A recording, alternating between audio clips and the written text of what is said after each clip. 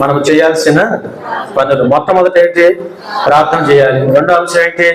అనుదిన ఆహారం కొరకు దేవుడికి రోజు ప్రార్థన చేయాలి. మూడో అంశం ఏమిటి? పాపాలు ఒప్పుకొని క్షమాపణ కొరకు దేవుడికి ప్రార్థన చేసుకోవాలి. నాలుగో అంశం ఏమిటి? శోధంలోనికి ప్రభు పడిపోకుండా మమ్మల్ని కాపాడమని దేవుడికి ప్రార్థన చేయాలి. ఐదో అంశం ఏమిటి? దుష్టుడు నుండి మమ్మల్ని తప్పించు, వాడి చేతికి ఎక్కడ మేము దొరకదు. అడగాలవుతుంది దేవుడిని, అడగండి దేవుడే చూసుకుంటాడు. హల్లెలూయా.